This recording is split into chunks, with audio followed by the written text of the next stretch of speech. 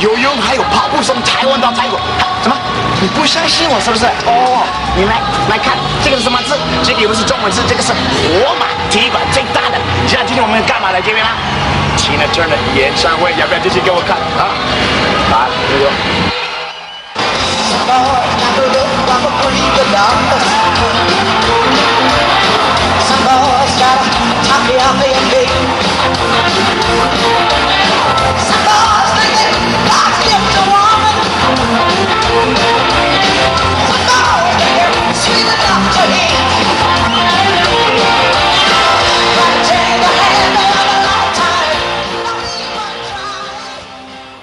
Tina, hello, how are you?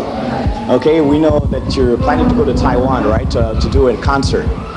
Now, how do you feel about the Taiwan concert? What do you think about the Taiwan audience? You haven't been there before, have you? I don't think anything. You don't think anything. Are you prepared in changing your style or any way, or your performance in any way, because seeing that this is a Chinese audience? No, the show is set.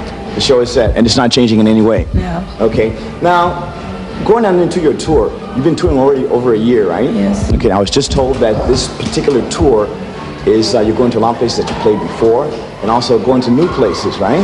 Okay. That's a new place for Taipei. Right? Taipei's a new place.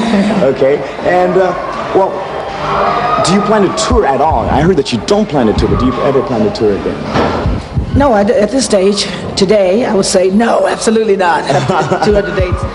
No, I'm stopping to have some time to possibly act, you know, to be available for acting parts, because with the way that I tour, there's no way to do both.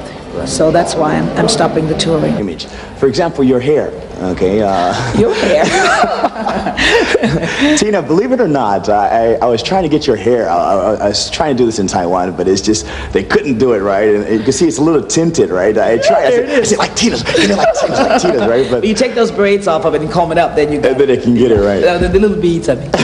No, it's permed, and you just sort of wash it and let it dry, and then when you brush it, it becomes really very full. And, well, it gets like this anyway when you're performing, so why not go on the stage with it? With it like that? Yeah, that's okay. Right. I was reading something that you wanted to change that image. You didn't really particularly like the image that was molded for you, that you said that this is not exactly the image that I molded that you for want. me?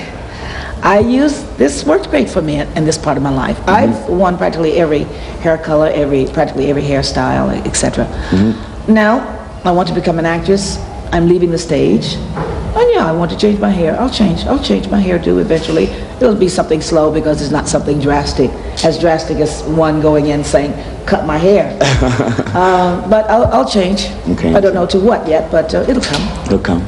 Okay, the other interesting question that we do have is, what can we... Don't you dare. I don't want to hear it today. I've had enough of that. You had enough of that. You want to mention your legs, huh? No. Okay, I read in an article that your legs, basically, you said it was just natural. You just had long legs when you were a kid, and then you had to grow. Did anyone call you any little names when you were a kid, like long legs, skinny legs, like, No, they weren't skinny. I've just been always a small person. I mean, the legs that I liked were the girls with chunky legs. I mean, that was what I liked. I think people are talking about my legs these days because of all the dancing for like 28 years. I'm in pretty good shape for my age, if you want to use that. Underestimating yourself. That's very good shape. No, I'm not. I'm giving you fact. I'm saying that there are a lot of younger people out there with the same legs, and people say nothing about it, but they're saying, oh, at her age, I mean, she looks great. They come to me and they say this, So I think that my legs are not average because they're extremely long, but my legs are basically okay. I don't think they're record breakers. I don't. I know my legs better than anyone else, and believe me, if I say they're not record breakers, they're not. They're not. Okay, well, I'll take your word for it. I trust you. Tina, the big news, first of all, congratulations. You just broke Frank Sinatra's world record of attendance capacity in a single audience for a single performer. That was in Brazil, right? Yeah, I don't compare myself with Sinatra. Well, we're not saying compare, but how do you feel about that? I broke a record.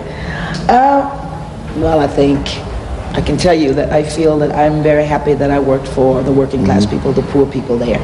That's who my audience basically was. I'm happy that I didn't go and work there for the wealthy people, because wealthy and rich people can travel the world and see performers, but the working class people cannot. That's who I had out there in the crowd.